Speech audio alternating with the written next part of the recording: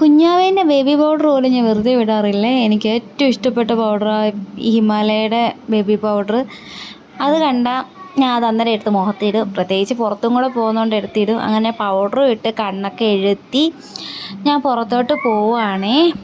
വാവേനെയും അണ്ണനും ഞാനും മോളും കൂടെ ആണേ പോകുന്നേ. അപ്പോൾ കണ്ടാലോ.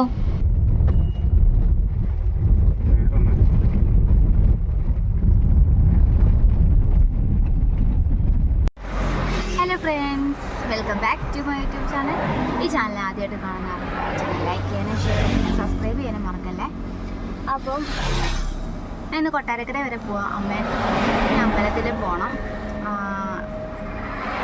അമ്പലത്തിൽ പോയിട്ട് കുറച്ച് ദിവസമായി. അങ്ങനെ അമ്പലത്തിലൊക്കെ പോയി തൊഴുവാന്ന് വിചാരിച്ച് ഒന്ന് പോയി ദൈവത്തിനെ കണ്ടിട്ടൊക്കെ വരാം.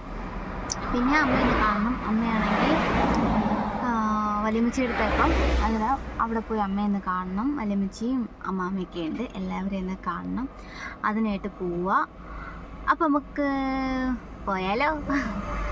പോകുന്ന വഴിക്ക് കടയിൽ നിർത്തിയിട്ട് ചായയും വാഴക്കാപ്പോ അങ്ങനെ എന്തെങ്കിലും മേടിക്കാമെന്ന് പറഞ്ഞുകൊണ്ട് നിർത്തിയേക്കുവാണേ. ബാക്കി കാണാൻ പോയി നിന്ന് മേടിക്കുക.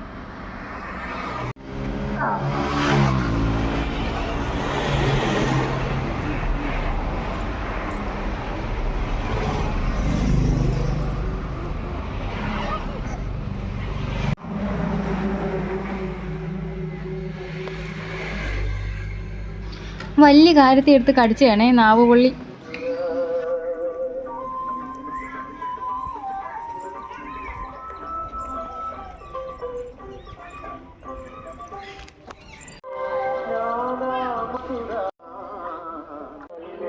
കരുനാഗപ്പള്ളിയിലെ കാട്ടിലമ്പലത്തിനെ കുറിച്ച് കേട്ടിട്ടില്ലേ?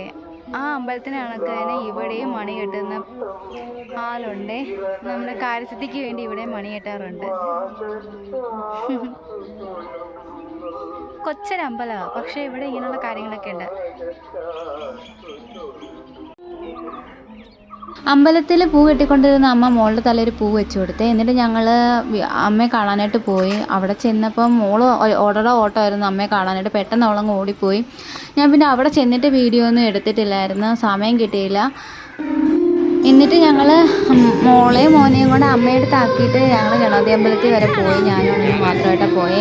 അവിടെ ചെന്ന് പെട്ടുപോയെന്ന് പറഞ്ഞാൽ അതില്ല, ഭയങ്കര തിരക്കായിരുന്നു. തിരക്കെന്ന് പറഞ്ഞാൽ ഭയങ്കര തിരക്ക്. അതിൻ്റെ ഇടയ്ക്ക് എന്തൊക്കെയോ ഫംഗ്ഷനും ഡാൻസും ഒക്കെ ഉണ്ടായിരുന്നു. നല്ല ഡാൻസായിരുന്നു, എനിക്ക് ഒരുപാട് ഇഷ്ടപ്പെട്ട്. കുറച്ച് നേരം അതൊക്കെ നിന്ന് കണ്ട് കൊള്ളായിരുന്നു. ഉണ്ണിയപ്പത്തിന് വേണ്ടി ഇരിക്കുകയാണ്. ഭയങ്കര തിരക്കാണ്. ഇപ്പോൾ ഉള്ള എൻ്റെ ഈ ചിരി ഇപ്പം മായു. അത്രയ്ക്ക് തിരക്കാണ്. ഇതുവരെ സാധനം കിട്ടിയിട്ടില്ല. അങ്ങനെ ഇരുന്ന് ഒന്നൊന്നര ഇരിപ്പങ്ങിരുന്ന് ദാണ്ടെ പിന്നെ ഇരിക്കുന്ന ഇരിപ്പ് കണ്ടില്ലയോ. ആകെ ഞാൻ ക്ഷീണിച്ച്. അപ്പം ഇന്ന് ഇത്രയേ ഉള്ളേ.